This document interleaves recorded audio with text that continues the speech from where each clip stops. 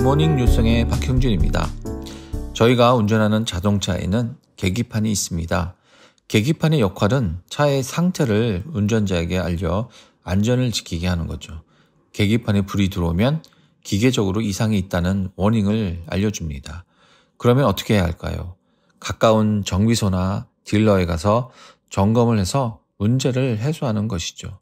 하지만 그 경고를 무시하면 결국 차가 정지할 수 있고 더 나아가 더 큰 위험에 치닫게 되어 사고까지 날 수 있게 되는 것이죠. 11장은 그런 경고등이 켜지는 장면이 등장합니다. 다윗의 삶 가운데 하나님께서 주는 경고가 등장하지만 다윗은 그 경고를 무시하게 되죠. 전쟁터가 아닌 왕궁에서 한가롭게 거닐다 저 멀리 한 여인이 목욕하는 장면을 보게 되죠. 그리고 신하를 보내 누구인지 알아봅니다. 바로 죄를 향해 첫 걸음을 내딛게 된 거죠. 신하가 돌아와 다윗에게 보고합니다. 그는 햇사람 우리아의 아내 밧세바가 아니니까 라며 마치 다윗에게 무언가를 알립니다. 이것은 하나님께서 다윗에게 주는 첫 경고였습니다. 신하의 입을 통해 경고하는 것이죠. 하지만 다윗은 그 경고를 무시하고 밧세바를 범하게 됩니다. 다윗에게는 죄의식이 전혀 없어 보입니다. 죄의 시작은 쉽지만 한 번 시작하면 지속하게 되는 거죠. 이것이 다윗에게만 해당하는 것일까요? 동일하게 우리 모두에게 해당할 수 있음을 저희는 인식해야 합니다. 하나님은 저희 삶 가운데 이탈하는 저희들에게 마치 자동차 계기판에 경고등 같이 말씀하십니다. 저희는 하나님의 음성을 잘 알아듣고 분별해야 합니다. 하나님은 한 번이 아니라 다윗에게 또 다른 경고를 보내죠. 동침한 밧세바가 임신했다는 소식입니다. 어떤 경고일까요? 다윗아, 너는 지금 죄를 짓고 있어. 죄가 얼마나 무서운지 너는 잘 모른다. 그러니 다시 죄에서부터 돌이켜라 라며 경고를 보내고 있는 것입니다.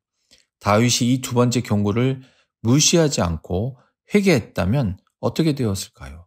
저희가 잘 알고 있지만 그의 가문이 풍지박살나는 상황까지는 가지 않았을지도 모르죠. 다윗은 본인의 죄를 전혀 인식하기는커녕 이 문제를 그의 방식으로 풀어가려 합니다. 하나님의 방법이 아니죠. 그것은 걷잡을 수 없고 비극으로 치닫는 순간이었습니다.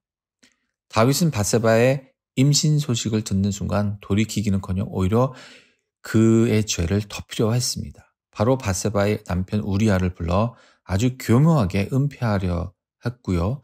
죄에서 돌이키라는 하나님의 경고를 무시하고 오히려 덮으려고 노력했습니다. 우리아가 밧세바와 동침하도록 노력했지만 그의 뜻대로 되지 않았습니다. 그렇게 되자 다윗은 마치 처음부터 양심도 없고 죄의식이 전혀 없는 자와 같이 행동합니다. 결국 우리아를 교묘하게 전쟁터에 다시 보내 죽게 만듭니다. 우리는 죄에서 어떻게 반응합니까? 잘 인정하지도 않고 회개하지 않고 돌이키지 않고 오히려 합리화하고 감추는 것이 저희 모습 가운데 많이 있습니다. 저희는 죄를 향해 어떤 선택을 해야 하는지 너무나 자명합니다. 바로 돌이키는 겁니다. 오늘의 원포인트는 죄는 돌이키는 것이다 라는 것입니다. 죄는 감추거나 덮어지지 않습니다. 그것을 덮을 수 있다고 생각하는 것이 사단이 주는 잘못된 생각인 것입니다. 방법은 한 가지, 인정하고 돌이키는 것입니다. 우리는 실수할 수 있고요, 죄를 지을 수 있고 또 실패할 수 있습니다. 그러나 그런 실수나 죄, 실패를 돌이키지 않는 것이 더 큰 문제임을 저희는 인식해야 합니다. 매 순간 하나님께서 주시는 많은 경고의 소리를 귀담아 들을 필요가 있습니다. 오늘 하루도 여러분이 자리에서 마음을 지키고 하나님 음성에 귀 기울여서 하나님의 자녀다운 삶을 살아가기를 축복하고 기도합니다.